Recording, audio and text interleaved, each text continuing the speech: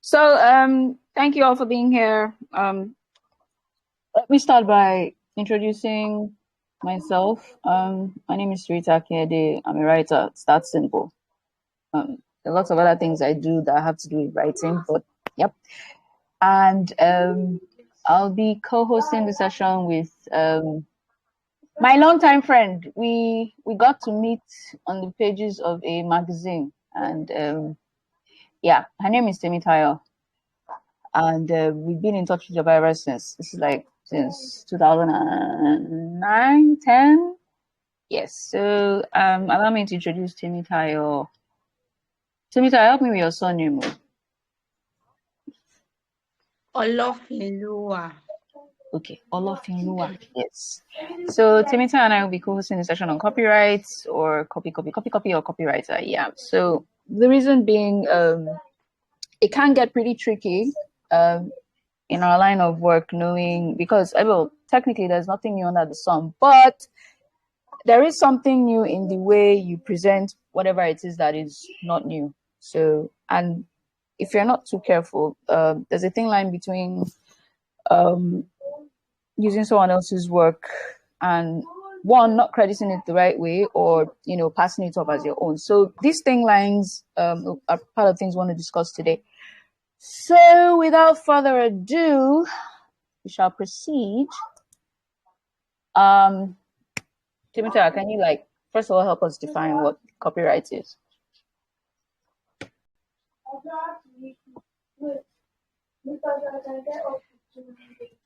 Define it just reminds me of social studies and defining two sentences and all those good things, right?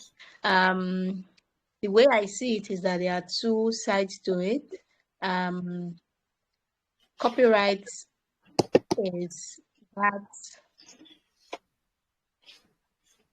I don't want to use the word right, but it's what a writer owns whenever work that they've done is published. Yes. So you don't necessarily need to go to CAC to like registering a business. You don't necessarily need to go to CAC to enforce, to have copyright over your work. As long as it is written, it is no longer an idea. As long as it is released into public domain, it is your copyright. Yes. Does that help? Yeah, that helps. So the big deal about copyright is it gives you that right to actually control who uses your work and protects it in the sense that no one can just come and say, oh, this is really nice material, I can make money off it, and just start photocopying or publishing your work and getting all the money that you should be getting. So ideally, whatever is copyrighted, whatever work it is you've done, you have it for as long as you're alive, and 70, they say 70 more years, or 70 years after you pass on. That is how long your copyright will extend for. I think I'm not sure about your family, your heirs, or whatever, but we're not lawyers. We're just giving you the basics here. So, if we move on, what works are protected by copyright? So you have literary works, which concerns all of us here, whether a content marketer, freelance writer, author, you write books or anything. Your work is protected by copyright now, and note that you do not have copyright if at the time your work is made, you intend to use it as a model or pattern, something that's going to be mass produced or multiplied by any industrial process. No copyright for that. And it has to be original. You really have to. So I think one of the good things about copyright is it rewards your creativity, your originality. So you can't say, I'm going to write the uses of mobile phones and say, it's copyrighted. Nah, that doesn't cut it. You have to really put your spin on whatever it is you want to copyright. And ideas, I have this idea for this book, it is awesome, and somebody publishes a novel tomorrow, this is my idea. Oops, sorry, ideas are not copyrighted. It stays in your head. There is no tangible means of accessing it. It's not online. It's not in a book. It's not written. Nobody can access. It's not a recording. Forget it. No copyright for you there. So you're on your own if that happens. That kind of happened to me once, but it wasn't copyright. I was writing for a magazine, and the other writer was like, when the magazine was published and the article came out, she's like, I took what you wrote, blah, blah, blah. Like, I never even seen what she wrote in the first place. She was like, hey, it can't be. What kind of crazy? Like, again, I didn't even talk to you about this. How will I even know what you wrote in the first place? So yeah, ideas do fly around and perch on a lot of people's heads at the same time. So if you don't do anything about yours, well, sorry, that's it for you. So how do you copyright your work? We've already said ideas are not protected by copyright, but if you're being hired to create a piece of work, most of the time the copyright will go to whoever hired you. Temitope, maybe you want to elaborate on collaborations, what happens in those instances, and what you can do, or what happens to copyright in those cases.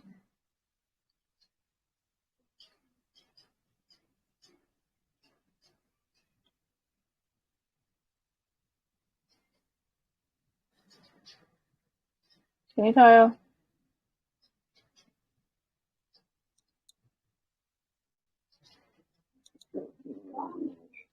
Hello?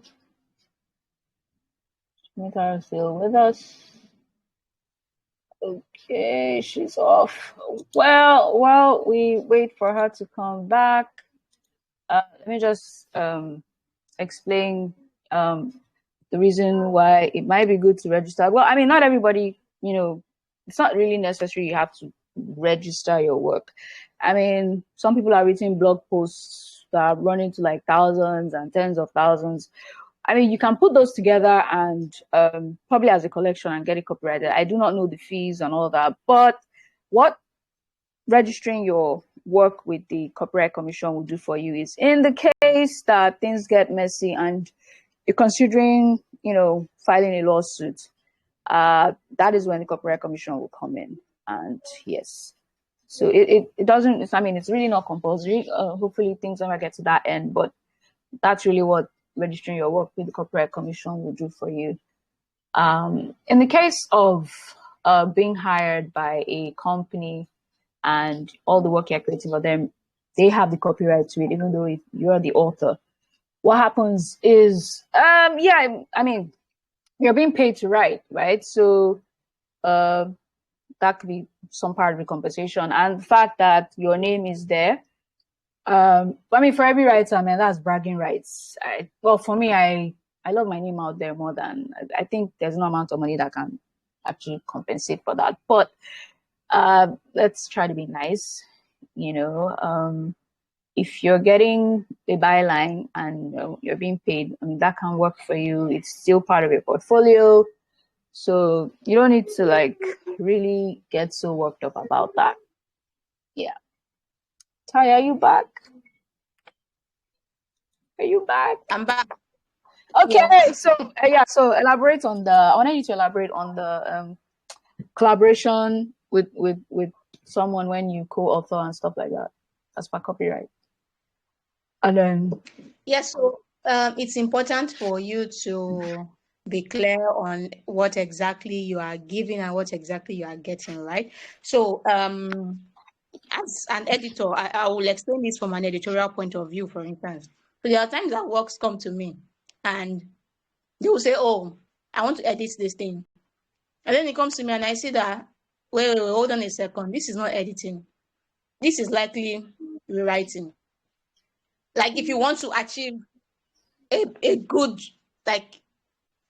book or a good standard, it's not just editing. This is rewriting. And it now becomes a case of how do we move forward from here, right?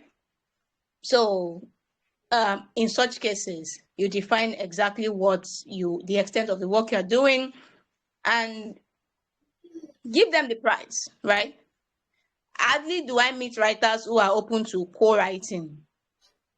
So many times it is a ensure they pay for the rewriting, something that you will be comfortable with them paying for. And of course, there are times where you definitely have to get your name on it. And sometimes this getting your name on it is also like a tricky thing. So I will also explain. Once I worked with someone on an essay, right? And both names were to appear on it, right? But even beyond both names appearing on it, I also began to notice that it seemed as if the person was working themselves, like their own name, into the essay. I don't know how to explain it, right? So you are both co-writers, so it should just be second person. Oh, the two of you worked on it. But I realized that the person is like embedding their own stories into the essay. So I had to call the person back and say, no, hold on a second. So sometimes some of these things are not, yes, your name is there, but we worked on this thing in equal measure. This person was like, you don't have to have more.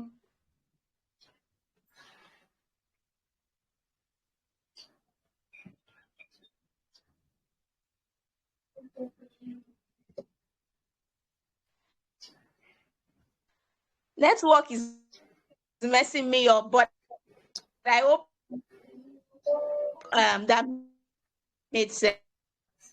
Okay, we lost you a bit.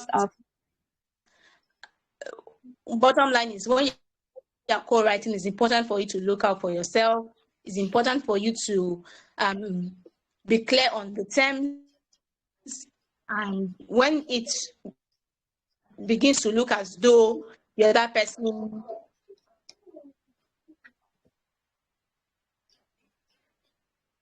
Can you hear me now? Yes.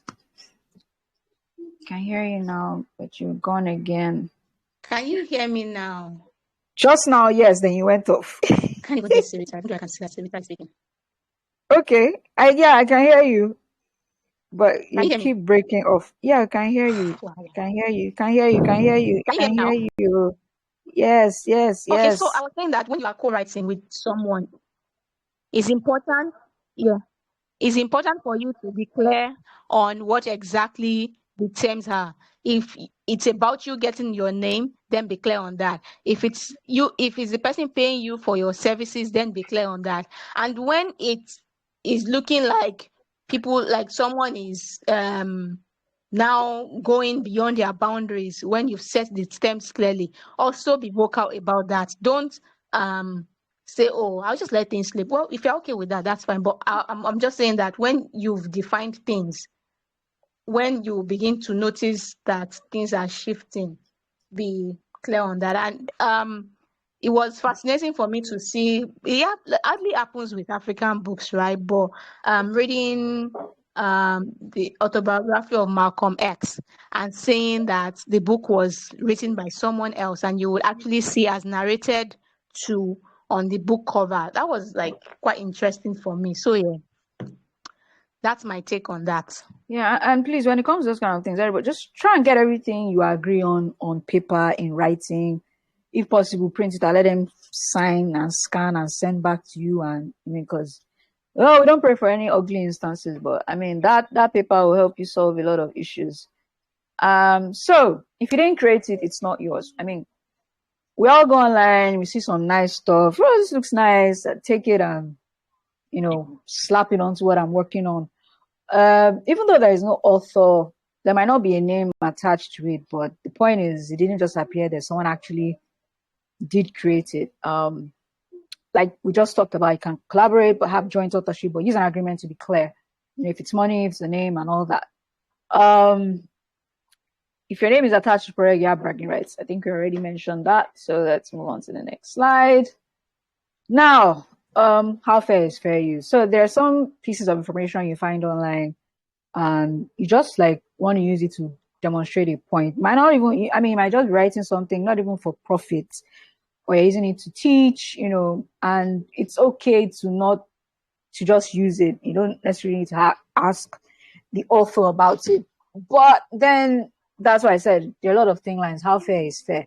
I mean, there have been people who've used songs on YouTube to teach dance or as background to their videos, and they've had to take them down because I mean, it was they thought it was fair use, but well, apparently the person or the owner did not think so, so they had to take it down.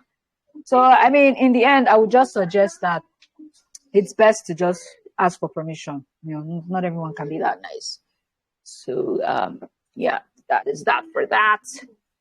Okay, now we have the same title, same idea, and okay, you just take everything literally and put it down there, and you know, yeah, it's you don't even acknowledge, you don't ask for permission. That's copying. But I mean, like I said, ideas do fly around, and it's very, very normal for like 10 people can actually have the same idea for a book.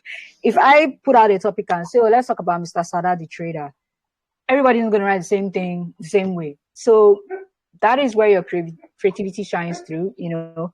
But the expression is purely yours, and that is what you copyright. Your labor, your skill, that is where the copyright comes in, because you're now putting like, this is my work, this is my stamp, and nobody can take that away from you. So that's why you're a creator, basically. You create. So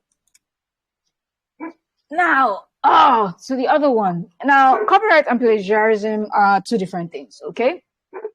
Plagiarism isn't, now copyright has to do with the law. It's you get into law when you violate copyright. It's a law. You can go to court for it and all that. But with plagiarism, it's really a matter of like ethics and professionalism. All right, it doesn't involve the law. You just end up looking like someone who just did. So what happens is you take someone's work and then you just pass it up as your own. You know, fail to give them due credit. That's why citations exist. Because I mean, let's face it, history, when you're writing stuff that you have to go back in history, use references and all that, the truth is there's some information you can't create. I mean, you're going to have to rely on other sources. So it's only the right thing to do to actually say, oh, this portion of this work I actually got from this person, you know, and that's fine. And even if we're paraphrasing, try to be creative about it. So they're not going to look at it and he just changed, he just wrote the full, instead of saying wasn't, you say was not, you know, that is not paraphrasing. I mean, say in your own style, which all boils down to you channeling your creativity the right way. Now, the other thing is, it's actually, you can actually plagiarize without violating copyright, because let's say you're hosting on your website, or you just go and, you know, reproduce, you know, someone's, okay, so let me get it. You host someone's work on your website, and let's say, let me see. Hold on a second. Okay. Especially with nonfiction work, right? There's no how you do without citing sources. Okay. So let's say you put someone's work on your website, you host it, and I mean, it's there. You're not passing it off as your own, but you have people coming there to you know, view it and all that. 1 second, please. Why are you stopping me? Leave me alone. Sorry, my children. All right. So for those of us who write nonfiction and use reference materials, your creativity will, you know, come out in how you do that, right? And when you're writing, it's very important that you keep a record of all the sources you are using, because it will help you in cases where people might come and say, oh, you didn't do that. So you already have all your records. So you've done my research, and this is what I've used to like back it up. And 1 second. Now, in the case of a work infringing copyright but not amounting to plagiarism, right? Unauthorized distribution of someone's book, for instance, that is definitely a violation of copyright because you've not asked for permission.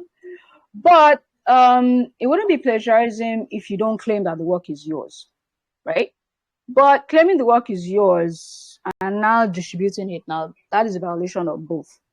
So yeah, that pretty much sums that up. So please, in all your research or any work you have to do, as long as you've consulted an external source to reach, you know, to create your work, please acknowledge your source always. There are various citation styles.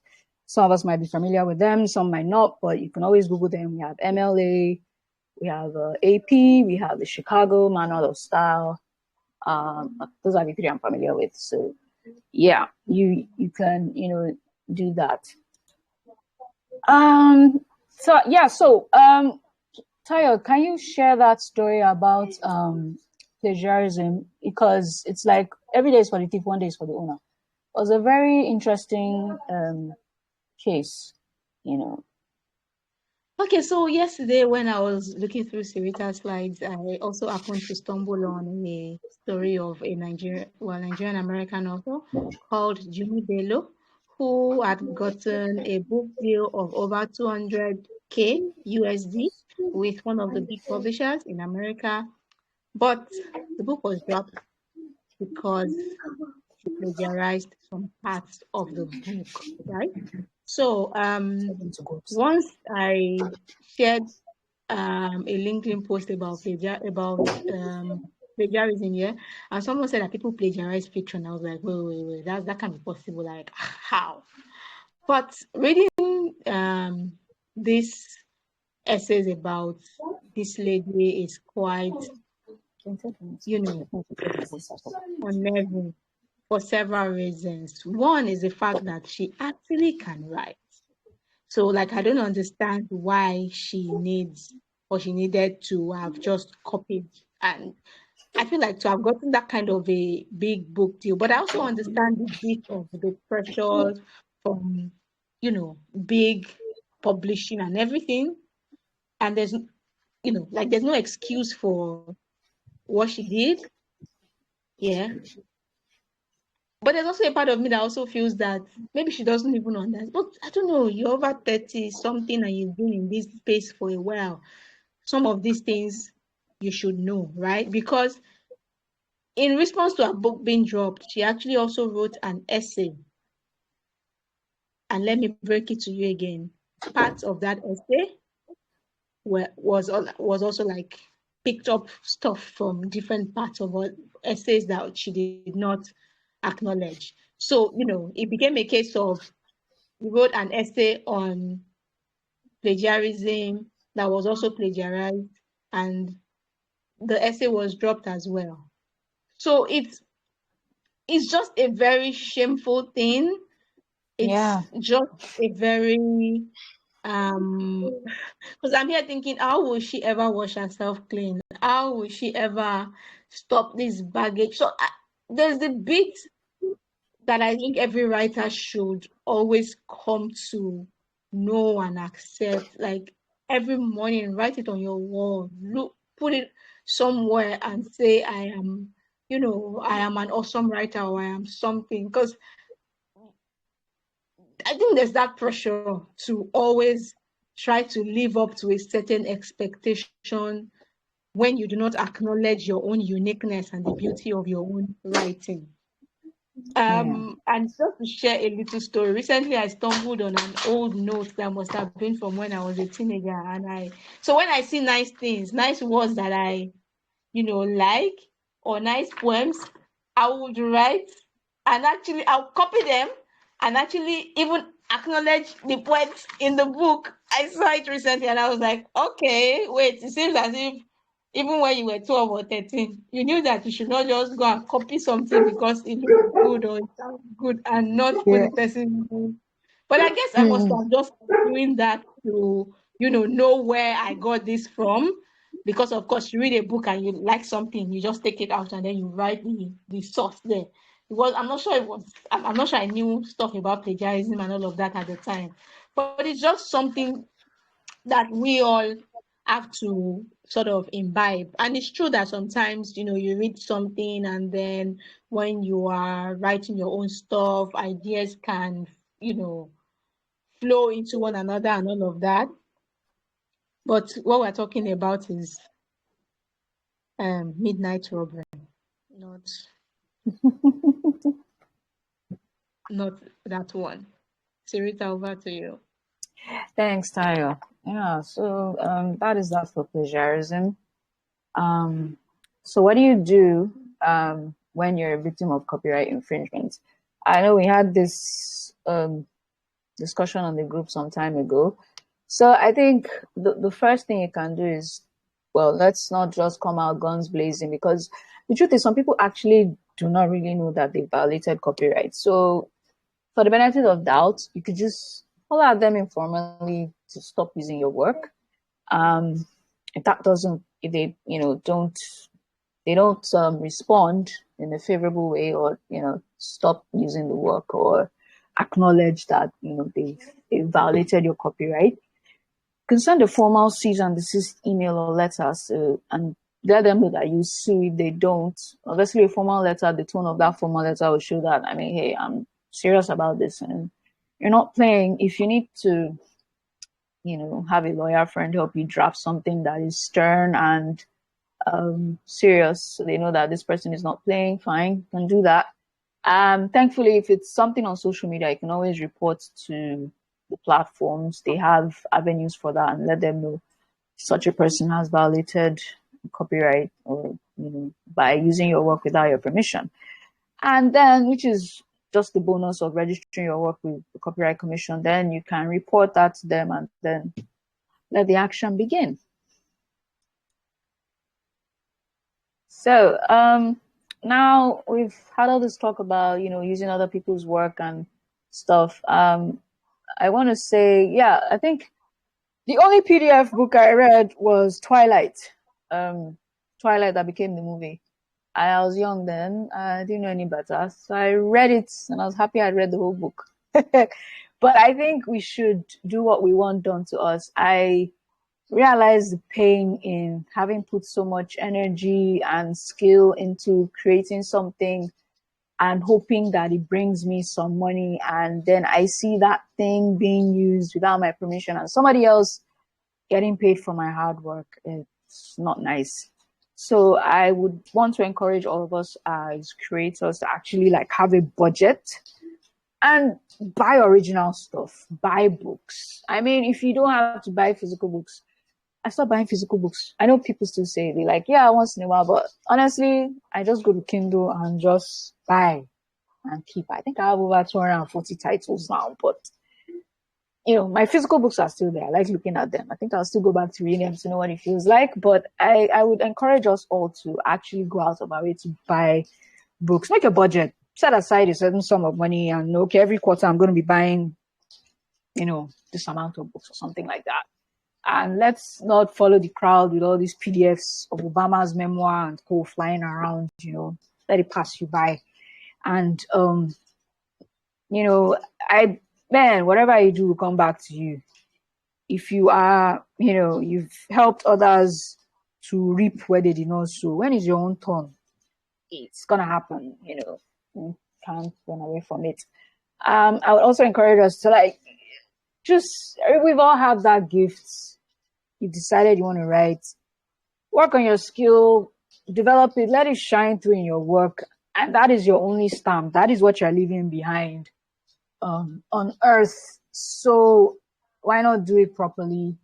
And because we can't do without sources, just cite them. We all need a helping hand, which is why I see sources and references. You do yours, someone else is going to put you someday. So let's just keep paying it forward. And when in doubt, last, reach out to the author. Hey, I want to use your work in blah, blah, blah, especially if, it's going to be something large, or you want to take a big chunk of your work and use in your work for whatever reason. Yeah. So, we're not lawyers. We're just writers like you. So we just, if you need more knowledge on this, there's Google, but let's all try to do things the right way and enjoy our craft and get to make it, help our lives by way of, living. Some of us live purely on writing. There's no side gig. It's the only thing we have. So yeah. Thank you so much, Tayo. Did I miss anything? Help. I don't think so. Okay, so thank you. And if you have questions, you can throw them out now.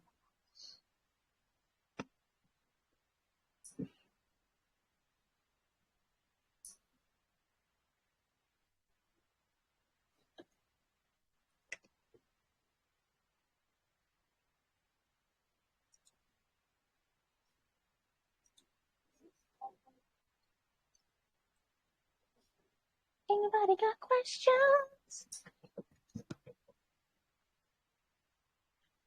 I mean, did we really speak that well, or was it boring? Like, I don't know, man.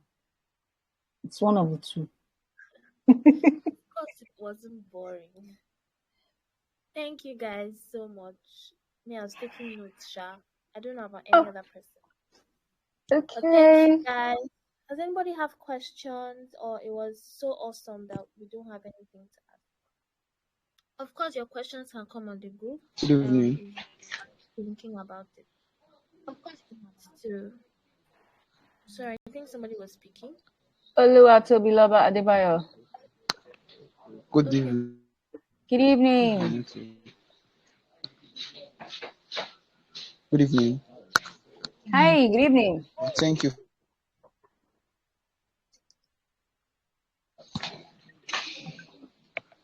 Thank you for this amazing section. Thank you for listening.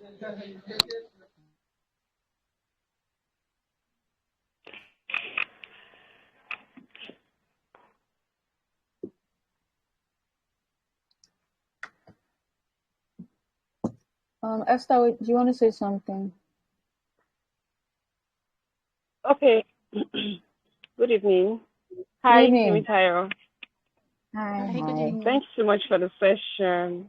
It was quite enlightening and interesting. It was not boring. If you're thinking it was, it wasn't. So very interesting, actually.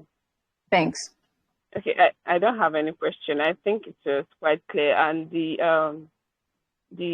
example that Temitayo gave was quite like eye-opening, because Yeah. I understand what she was trying to say. You know, I did a recent ghostwriting work, and I think I kind of made a mistake at some point because of the deadline, and I might have like not been able to paraphrase correctly, and so the editor pointed out something that is the same thing as on a website, and I felt so bad.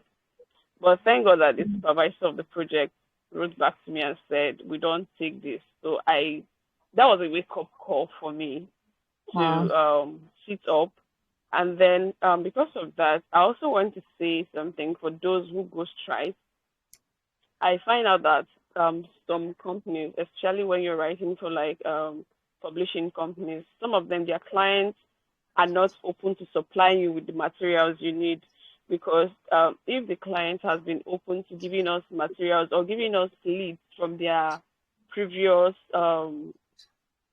what would I call it now, customers, or probably people who have used the services, so that we could interview them, I wouldn't have to go to the internet to go and be looking for what is not lost. But when you don't even have anywhere to start from, you can't expect me to just come up with ideas from the cloud. I have to go on the internet and look for it. And in the process, there's also the deadline. So I'm trying, like, I want to meet up with your deadline, and I don't even have things to work with.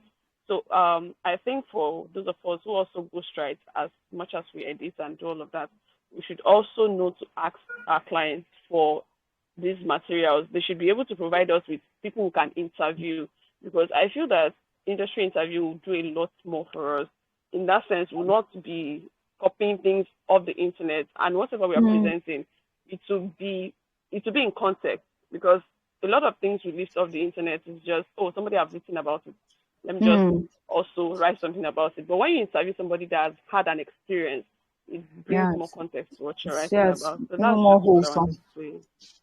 Yeah, interesting that you bring this up. Tayo, to help me out with this. So I also ghostwrite, and I've been doing some research, and some actually say, I'm not wondering, should we start drawing up?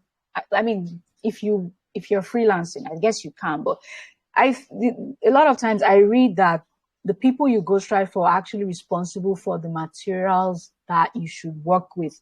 So I'm now wondering if I should now start including this in a contract and saying, okay, the author is responsible for blah, blah, blah, blah, blah, and, all the materials required, because I really understand the challenge.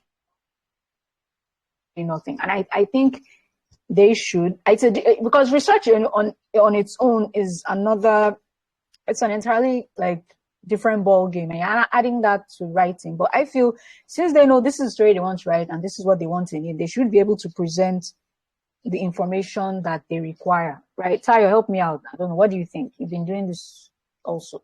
Yeah, so it's a tricky one.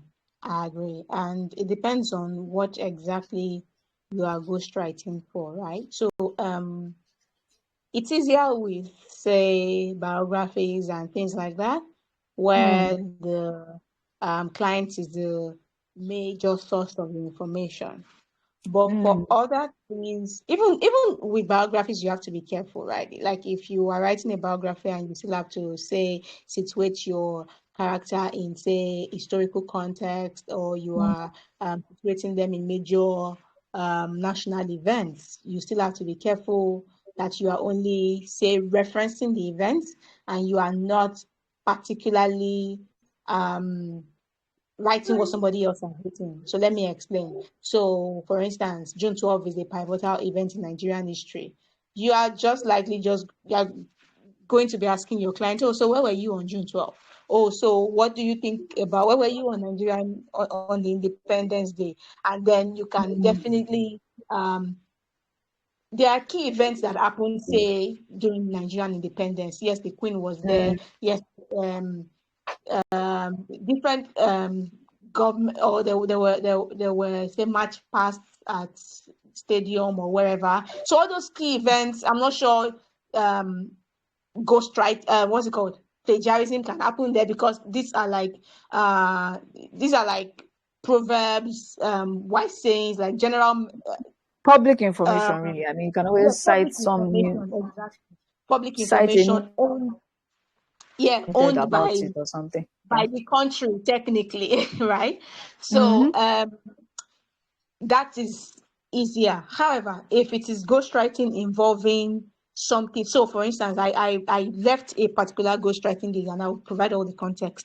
It was supposed to be a historical, so it was supposed to be profile of women in a particular business sector in Nigeria. And I told him, we need to interview these women to be able to write this book. And he goes, I'm not sure. Most of the information is online and all of that. I'm like, nah, it can't work like that. I'm not going to be involved in this kind of thing, because from the beginning I can smell trouble. And that was the end of that project for me.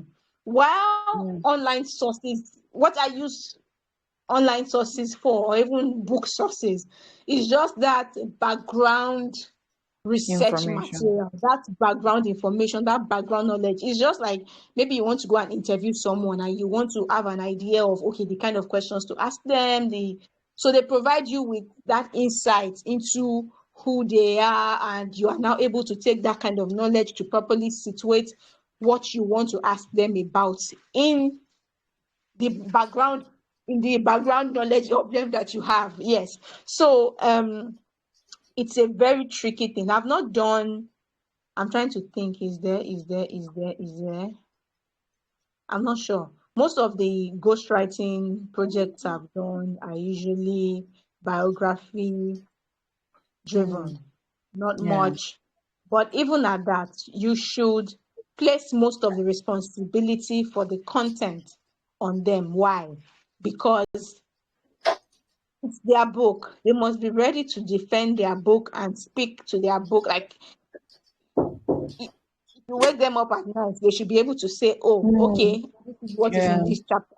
So even if, what I usually do is have the initial conversation to discuss, to agree on what is in what chapter, like have a chapter by chapter breakdown with summaries of each chapter. And then, now even further break down those chapter, like synopsis, chapter by chapter synopsis, into like, okay, how are we executing this chapter? What are the like subtopics for each chapter? And then you can now have conversations with these people on what they think of this of these subtopics further. Now, if you do additional research, it's easy for you to now quote and cite this additional research into or paraphrase into this person's own thinking or whatever. Yes, so that's my approach to it. Yeah. Thanks a lot, Tayo. Hmm. All right, people. Any more questions? Any more comments? We can I wrap have a this up question. nicely. All right. Okay, my question is, how do you know if someone is benefiting from your work out there? Because sometimes, um, when you send them, when you're about to write for certain clients, they tell you that they don't want plagiarized work and that they have tools to check if you're submitting copied work to them. So, I mean, they have ways to know if your work is not original. So, you as a writer, uh, there is there a way to know what are these tools to know if someone is benefiting from the work somewhere? Oh, you mean like your own work? If your own work is also being plagiarized, is that what you're asking? Or Yes, because these clients they tell you that if you submit work to them that's not original, they will run them through certain tools to know yeah, if it's not the work you give them is not original. yeah. There are Well, ways. I really don't know. I only know how to check for. But Taya, did you know? There are apps that people who use to check whether, like, the originality quotient of a work. There are things like Turnitin that people use. But I now even also hear that there are ways that people jump and pass through these apps that so it usually like does like percentage level, right? So up to a certain percentage level it can pass. But there are ways that I don't know those ways that people use and they are able to bypass Turnitin and all those other things, even when they've literally plagiarized to work. Okay, well, what So about you creating work now? How do you know if your work has been plagiarized? Is there a way to find out? you can turn your work into Turnitin. But if you Oh, plagiarize, if you plagiarize, inside your chest that you plagiarize now. Like, inside your stomach that you've plagiarized. Like, I don't think you need to, like, if you've taken stuff and you've not accredited. So let me tell you a small story. And that was what led to my rant on LinkedIn for 1 whole week the other time. I was editing a report. And as I was reading it, there were jumps in, like you're reading something and then some one sentence to the next sentence doesn't seem, it's about the same thing that you are writing, but there's no full coherence technically, right? Okay, I passed that a little. And then so out of the blues, I just started taking sentences and throwing them into Google. I didn't even use Turnitin. I was just throwing sentences, paragraphs into Google, and the sentences were popping out word for word everywhere on different. So you have like a report of say 50 pages, and over 30 pages were directly lifted and were not sourced at all. So bad that tables and charts were also lifted off things. and not not sourced, they're not cited. Yes, not like at all. The person was just lifting, no can lift low, like just Copy and paste. rubbish. Yes, copy and paste.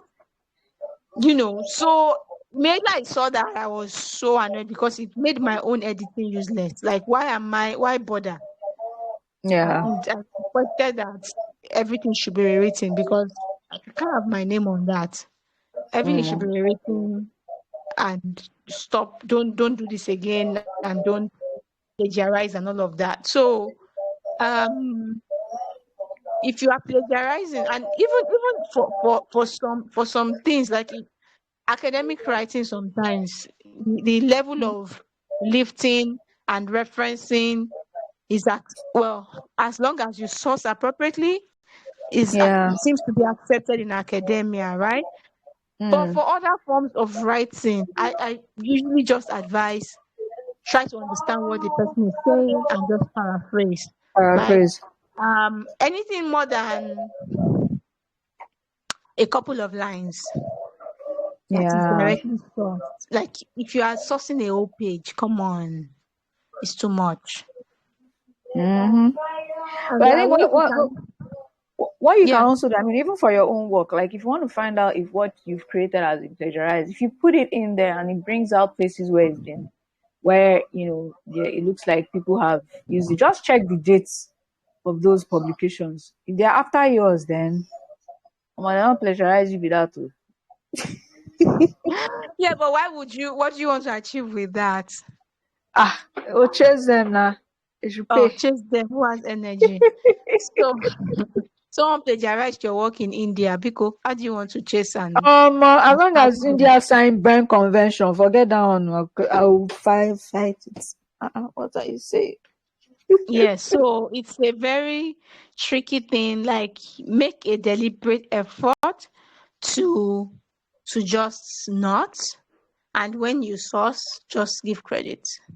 It won't make you less smart. You're still the genius that you are. Yo, thanks, Tayo. You're Oh, welcome. ladies and gentlemen. Any more words? Baby, say hi now. Let me hear your voice. Just quiet. Abi, you just signed in and you went off. Why would I want to do that? Hi. Any other question? I don't know if the person who they plagiarized our work while trying to get employment is here. I would like to know how that went. The person who raised an issue on the group. The Okay. organization that used our work without. Oh, she's not here. What's her name? Can't remember. Was it Joy? Who was Joy? Joy was here earlier, but she's not here now. Okay, because I like Bibon, I'll go back to that post and ask her what's up. Yeah. So, people, can we say good night? I don't want to parry. Yes. Thank you again, Sirita and Tayo. And thanks, guys, for joining. I hope that you learned stuff. I did. This was recorded, so I think we'll share the recording, All and right. of course we'll post like stuff on the group later on. Thanks Okay, again. yes. And next week, please, next week, it's money. We're talking money. Thou shalt not be a poor writer. Amen. Amen. Yeah, So, I'll post that. Yay. see you next weekend. All right. Thank Bye. you. Good night, Have a good everybody. night. Bye. All right.